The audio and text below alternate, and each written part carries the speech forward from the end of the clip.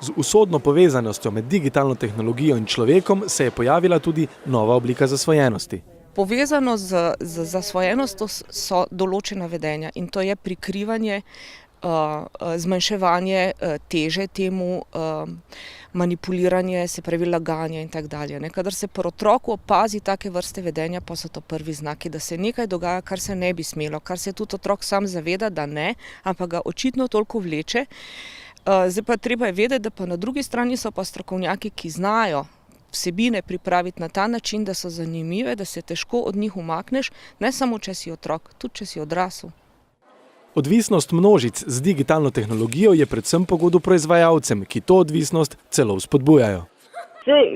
To je znano, da družbena omrežja živijo od oglaševanja. In to lahko tudi vsak uporabnik družbenih omrežij vidi, kako se mu pojavljajo oglasi, ki so specifični glede na njegove interese. Komu to služi potrošništvu in vsem celi industriji, ki želi oglaševati preko družbenih omrežij. Po drugi strani pa se poraja tudi vprašanje zasebnosti, Tudi če smo zelo previdni pri nastavitvah zasebnosti, vseeno na nek način razdajamo svoje podatke, Problematično je predvsem to, da odvisneži precej časa porabijo za ukvarjanje z digitalnimi mediji, kar je pravzaprav največji pokazatelj njihove odvisnosti. Glede časa bi jaz rekla tako, dan ima 24 ur, 8 ur spimo, 4, 5 ur, 6 je otrok v šoli, jesti mora, umiti se mora, družiti se mora, pogovarjati se mora, tako da v resnici za te stvari ostane malo časa. To ne vsak starš sam presodi. Preživljanje prostega časa z digitalnimi mediji, predvsem na družbenih omrežjih, predstavlja odlično priložnost za lažno ustvarjanje javnega mnenja.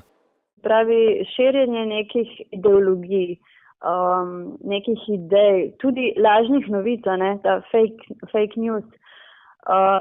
To je internet prava platforma, za to vrstne pojave, ker gre po tem principu, da targira nekako na čustva.